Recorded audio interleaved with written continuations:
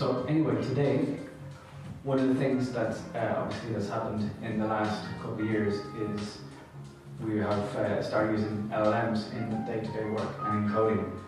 But I'm going to go and show a little bit of where we were getting to and in the journey we're actually just starting now with Copilot. So let's just have a look into here. So Copilot has only just been coming out in the past. Well, I've been using it now for 2 months, but there was a time where Copilot was kind of just fresh, and it was somebody put together, I don't know who did it, a plugin for Xcode. And initially when we were playing around with it, let's say, okay, so smarter line completion, it would do some predictive code, sometimes complete function. It was like, ooh, this is nice.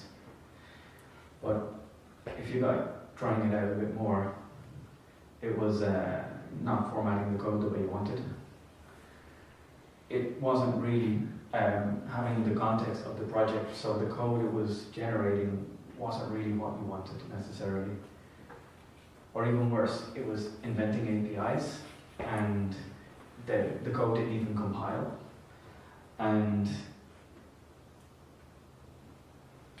it isn't really what you wanted, so you're just throwing it away, and it's just not really what you want. It's incomplete. For me, this was meh. I didn't really like it. I mean, anyone else have that same experience? The initial Copilot, that wasn't even the official one. I mean, it wasn't really useful. So then, later on, like earlier this year, new developments happened. And in came Cursor and also Claude Code. And it was understanding the whole project. So it was a CLI tool, as you know. I'm sure most of you know. And it knows what's going on in the code, kind of. And that's a huge difference. So, and it could actually compile the project as well. So it wasn't just throwing out code and that didn't even compile. It was actually, you could hook up an MCP server. That's was also new this year from Anthropic. And so suddenly we were able to do a ton more things.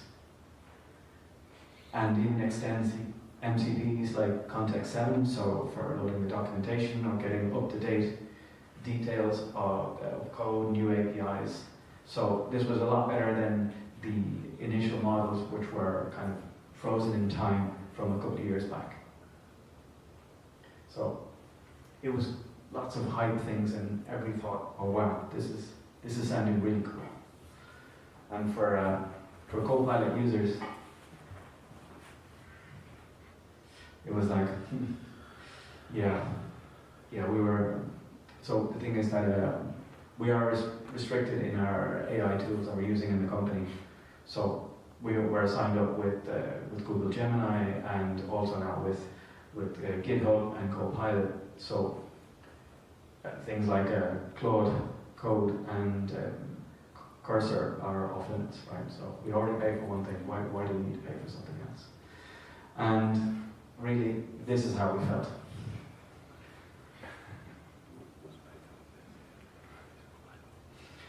But what changed? Well, what changed in the past couple of months is Copilot CLI. And this is a huge change. This really, really changes a lot. So it already has a built-in MPC server for GitHub, so you can ask it to fetch an issue, start working on it, out of the box. It knows every single CLI tool you have on your computer. So that's massive. Xcode build, you ask it to add a test, it will test that it actually works. If you ask it to do something with the simulator, it can find out what simulator it needs to that's running, what's configured, which iOS version. It uses XC run commands, the simulator CDL. It can run pod install for you. So it's installed as an NPM package, and if you're familiar with Cursor or Claude Code, it's using the same model underneath. So its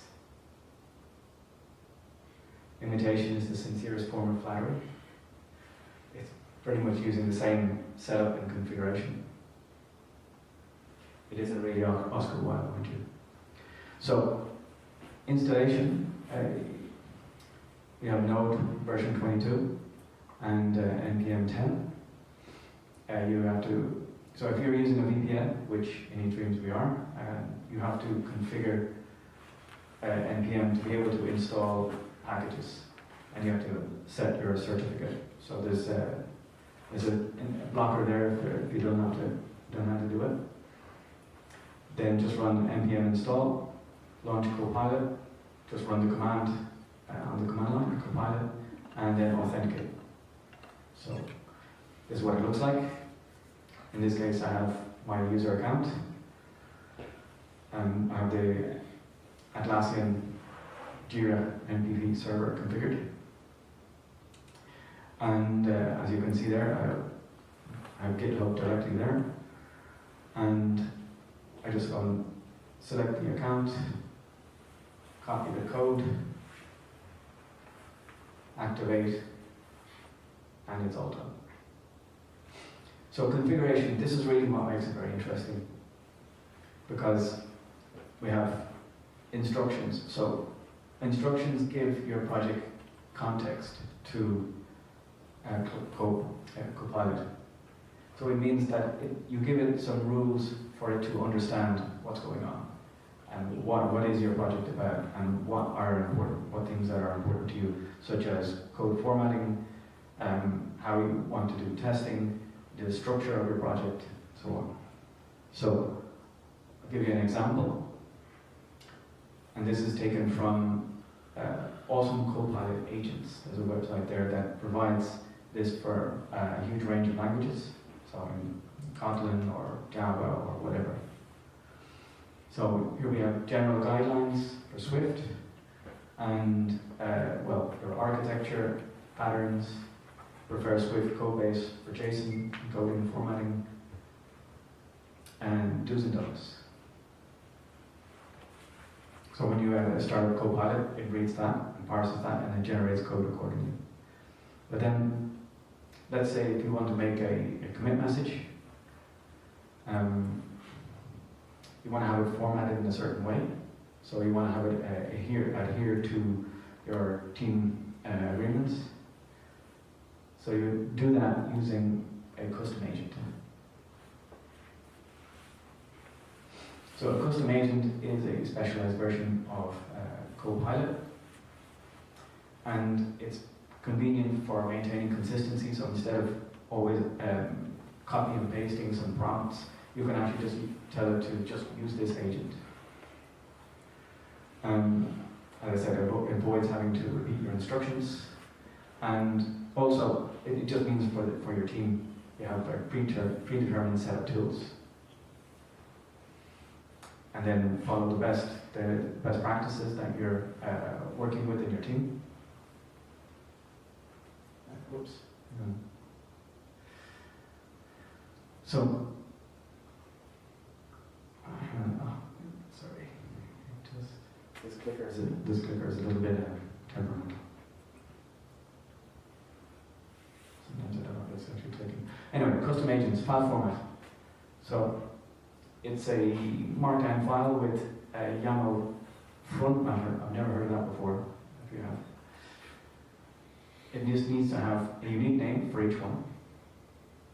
It has to have a description of what it's doing, a prompt, so that's a typical prompt as a software expert.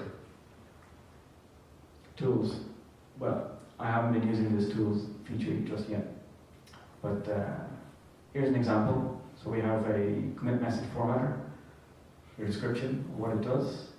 We take a ticket, your Jira ticket, and add a description, and then therefore we have certain examples of for the team and the ticket number, and let's say we have a feature, test, refactor, chore, fix. So once you have that defined and you ask it to do to use that agent, it will follow it exactly. So since we're only beginning with Copilot, I imagine we're going to have to add a whole load of different agents for all sorts of things, like how we deal with constants, how we deal with our design system, migrating old screens to new screens with to use the new design system rules and the new components. That's actually already working. So one of the team has already tested this out for another custom agent. It just takes update the screen with our new design system, and it's done. So this is pretty amazing.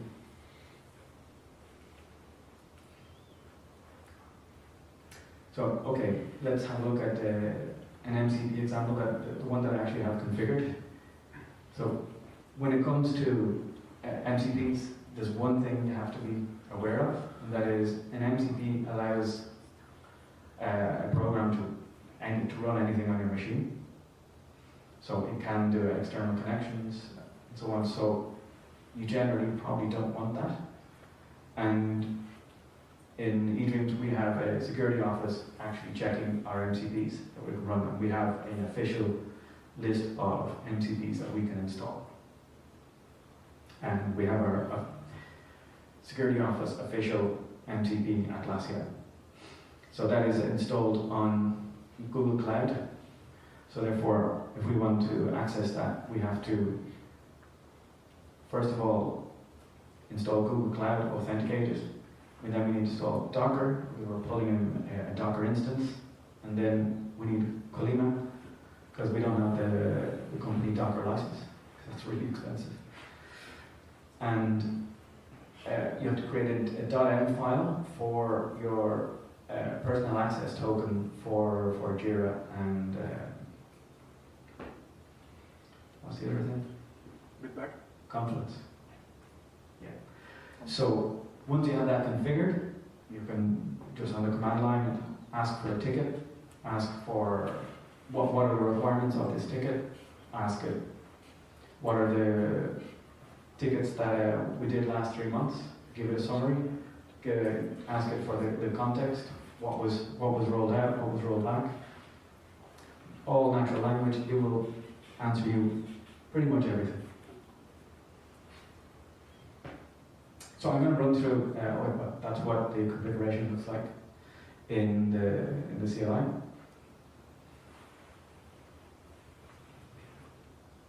Okay, so I'm going to run through a very, I'll rephrase that.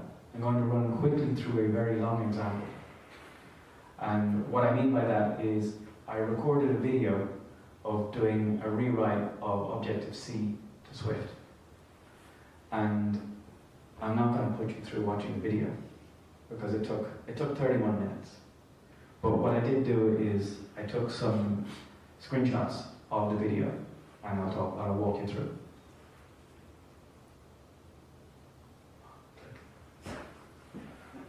Right. It doesn't always work, it's annoying. So, what do we have here? So I say, is that the first one? Let me see, no. Okay, so here's the prompt. Rewrite the Objective-C in, let's say, our persistent data module, following the best practices and project conventions. That's the prompt. So first of all, it finds all the files, all the Objective-C files, converts them. After, that's 4 minutes in, it's converted. we add all these new Swift files. We're going to be removing these ones. So in one case, there's a ODIGEO NS user default manager that's mixed between Objective-C and Swift. That doesn't follow Swift naming conventions, so obviously that's going to be deleted.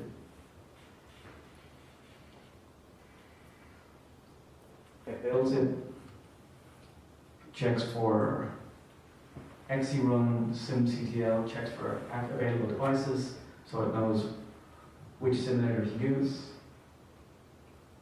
Does a pod install, bundle exec, pod install. Now it builds a project, finds an issue,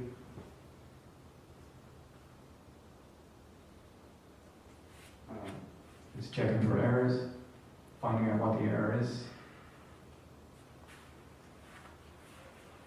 Then it runs the whole project, finds out inconsistencies between function use in Objective-C and Swift, builds a bridging Swift file for Objective-C.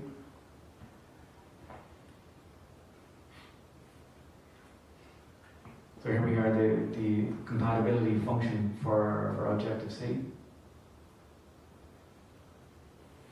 So successfully written the code. Files are converted. And a summary of key improvements and the files deleted and so on. So that's it, done. It did take 31 minutes, but at least I showed it a bit quicker.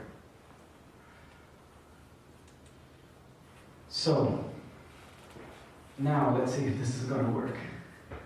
This is the fun part. 1 second.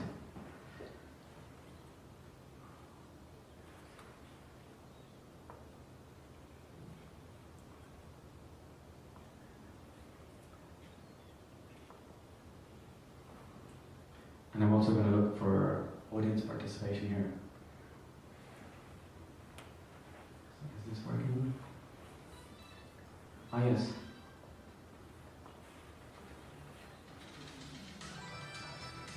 There we go. Okay.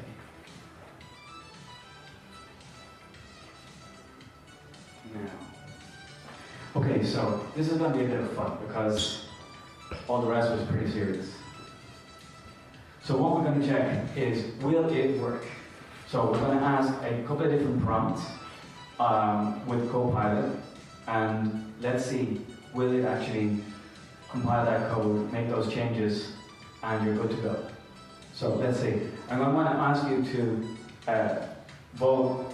We're going to ask once or yet true or false for the next one, right? So I'm looking for a full show of hands from everybody here. Right? You get me? Yeah? Yeah, you're paying attention. Okay, so let's see, give this a try. So, add unit and snapshot tests to a Swift UI view. Will that work? Yes. Yes. Show of hands, come on. Show of hands, show of hands. Yes. Anyone says no?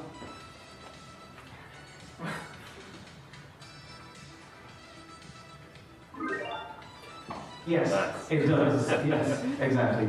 So not only will it add snapshots to a Swift UI view, it'll actually do all the permutations of it. So it'll look at the code and will generate 5 or 6 tests with a simulator. And you can then select the simulator, and it did this for me, but it actually did it for the wrong simulator version. And so I said, update those screenshots for iOS 17. Boom, it's done. Okay. Migrate a small project to Toolist. So, Xcode project, iPhone app, you just want to migrate that to Toolist. Straight up. Latest version of Toolist. Hands up. Will it work? Will it work? Just. Okay, who's no? Who's no? Oh, I think that's still a yes, right? Okay, so here we go. Let's see. Yes, it does. Absolutely. Okay. So next one. Come on, clicker. Okay. So migrate a large project, and we're talking about the eDreams project, 1 million lines of code. Will this actually update Tourist? So now what the context here is, I migrated the eDreams project a couple of years ago and kind of put it aside. So it was an out-of-date version. So I just challenged it, let's go just update this and want to see if I can put this into production. So will it work?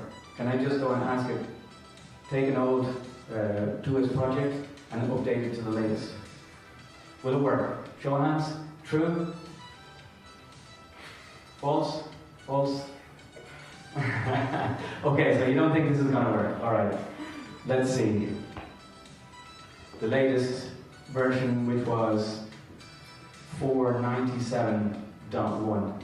Okay, what happened? Well, actually, what happened was kind of interesting. I'll tell you in a moment. It worked, but it almost worked. it was 90% that it worked. But interestingly, it hallucinated on an error that it found. And so I asked the team, is this actually true? And they said, hell no, that just invented that error.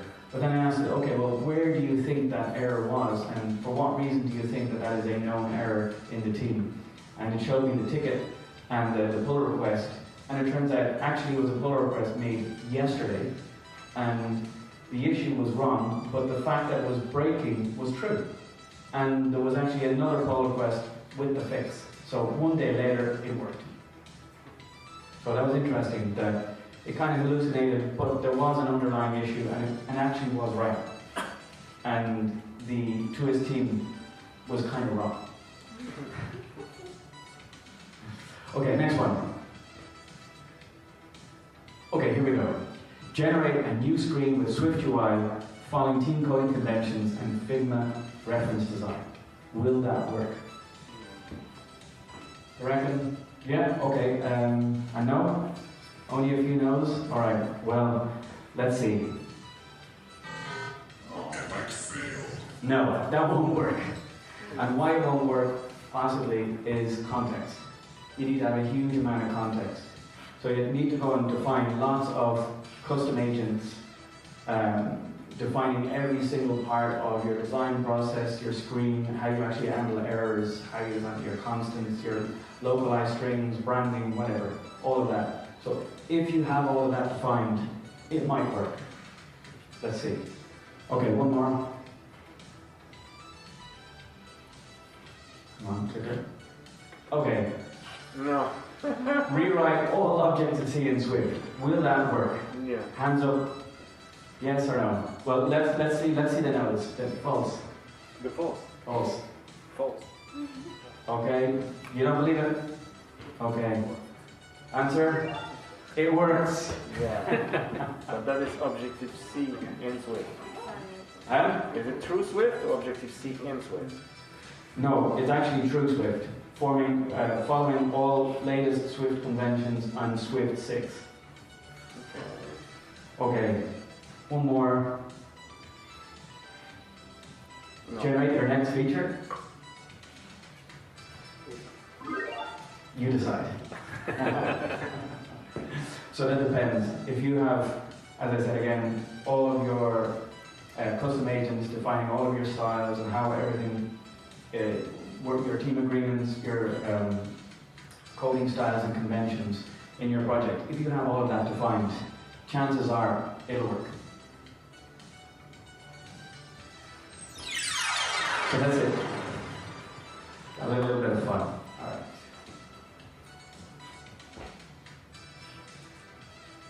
Come on, clicker's not working there. Okay. That's enough of that sound there. So, let's review again. Oh, damn, the clicker's gone. Oh, alright. Please. There we go. Okay, so Copilot for macOS. And obviously this means anything on Mac. It doesn't actually mean, and it's not restricted to iOS by any means. So it can change the project structure in any way. Add, remove, unit tests, snapshot tests, anything you want. Add new modules. It can generate a new module if you want, and we'll recompile the project and update the structure. Change the architecture. Yes, it can. That's pretty amazing. Well, I don't mean change all of the architecture, of course. I just mean architectural parts. Audit the code quality. Well, yes, actually. I challenged it to audit the usage of any view in the project, and the output it gave was stunning. It gave me a list of 3,400 cases of where any view was used, most of them being wrong, 83%. They did not follow even the project conventions of the Swift UI best practices in the project. So it parsed that markdown document. So it means that all the dev team is not even following their own rules, which is interesting. Then it produced six markdown documents, one executive summary, one technical summary, and then it produced a guideline on how to mitigate your technical debt, and an 8-week plan on how you could work on a strategy to correct all the issues. And it gave example of code for each of the main cases and how you would actually solve almost 3,000 of them. So it gave you a strategy. It offered to go and generate all the JIRA tickets as well for this. And you could, in theory, ask it then, once it wrote those JIRA tickets, to actually implement those JIRA tickets, to actually make those changes. So that's creating a plan for code quality improvements. That's really amazing. So there's actually much more, because, well, Copilot CLI is a far cry from the basic Copilot that we were used to, that can modify one file. I mean, it's laughable, really. So you could also expand it even further. Why limit it to one Xcode project? Why not include all front end, like the web, Android, iOS, all at once? That's the whole context. Why not include the back end as well? So let's say you have a feature, how does it work? Test it out, ask Copilot to extract out where is an inconsistency in the requests and responses. Maybe there's something wrong with an API, it'll find it for you.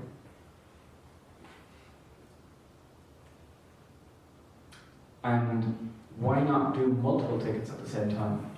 So Copilot CLI is running within one terminal window, but you can open multiple terminal windows. If you create work trees, each work tree will work independently. So you could ask it to have a runner work on a ticket, pull it down, solve the issues, give you a markdown output of what the changes it thought would be necessary, and commit that code for you in that branch.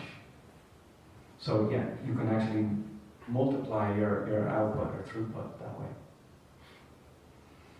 And then of course, you need to extend the configuration with your instructions, your custom agents, and add more MTDs where you see that there are requirements, like Figma and so on.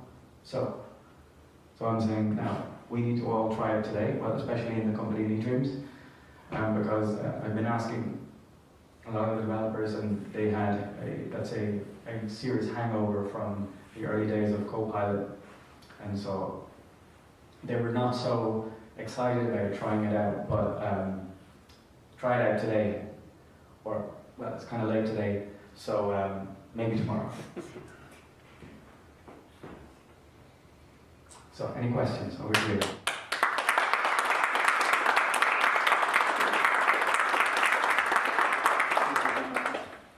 Yeah, go ahead. Ronan, where are you on your journey from a scale of this is a superpower and it's doing so much for me to, oh my goodness, I'm forgetting how to do simple things and I'm feeling like this is going to make me dumber and more reliant in the long term? Where are you on that journey right now? And is it something that you worry I'm about? still at the beginning. Okay.